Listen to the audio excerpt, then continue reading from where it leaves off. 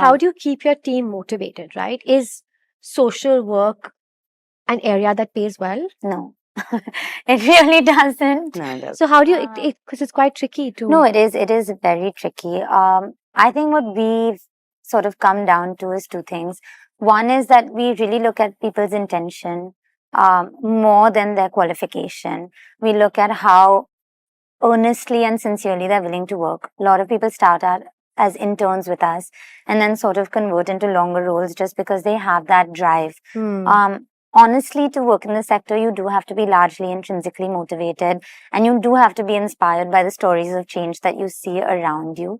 The other thing that we've found, at least in the appraisals that we do, that a lot of our team tells us is very motivating for them, is that they have a large degree of autonomy. We're still a small group. We're like 30 people. And in that, like, our leaders have so much empowerment in terms of they have space to start their own projects. Everyone feels strongly about something or the other. And we try to be fair in terms of like what we're paying senior management, because those are the people we believe we need to cultivate, the ones that we want to grow. I think it really, really helps to have someone like Maniti on the team, because honestly, everyone approaches her for everything. And she's like so available, so accessible, and so logical that it's easy to find like a way forward. And I think that really, really has sort of, we stopped sweating the small things. We were like, if there's 3 people who are leaving, that's okay. We'll find 3 people to replace them with equally quickly. The turnaround's quick. The training models have become much faster as well to keep up with that. But we want to keep the people who we know are fully aligned with our vision. So for those like 4 or 5 people in the organization, I think our focus is on what keeps them hungry. And so if they say like, look, we really feel strongly we want to grow in this direction, we're like, grow. Like, we have no problem. It's like, we discussed earlier, the model of ConnectFor has so much potential. There's no straight path to get to a single location. So, yeah. Yeah, I think just to add to that, I think lots of people, and I feel this, I don't know if you echo the same thoughts, but I feel we definitely work with a lot of people in their 20s.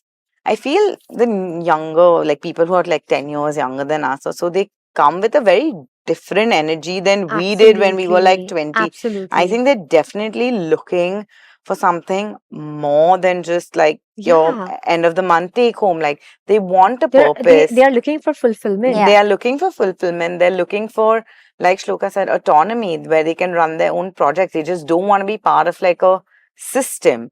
So I think if you give them that like freedom and flexibility, encouragement, I That's think Gen Z, right? They don't want bosses because they want to be their own boss. Yeah. So I guess if you can play that card, it works out. So I think that's kind of worked for us, and I think that's how we are as people. Like, we've always kept it a very open floor, like limited hierarchy at the team. Come in, talk to us, like door open, chat with us about whatever you want, kind of a thing. So I think that also favors us. So I think it's also like we've had our journey in terms of building a team also. It is a job that requires high compassion and empathy.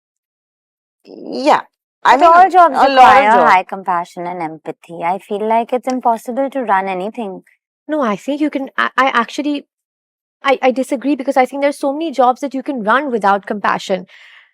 I don't know how successful you'll be or how far you'll go, but the one you do is, I think that's the very foundation of it. Because if you don't feel compassionate towards that cause or purpose, you won't pass on that feeling to your team member, who then won't pass it on to.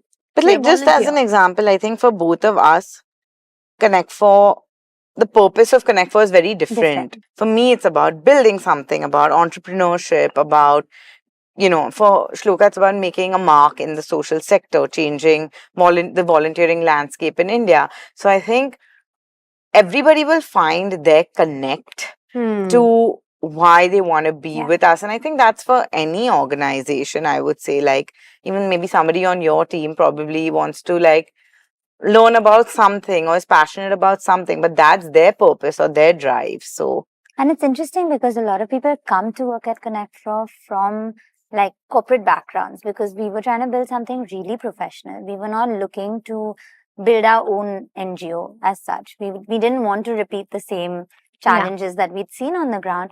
And I think for a lot of people, it was, of course, and we have multiple teams, right, within our organization. So we have a data team who doesn't even interact with the people on the ground. So I think for them, it's lovely to see the impact that ConnectFor is making, but perhaps their motivation is not really about like compassionate endeavor. So I think in every organization, there will be a group of people who feel strongly about maybe what the vision of the company is. There will be people who love the work that they're doing. There will be people who just want something. We had somebody who had drawn on a map a radius of 10 kilometers with a compass and said, I don't mind what I'm doing as long as I only have to travel this far from work. And it's just about fitting these pieces in and making something holistic. I don't think you can have only one type of person.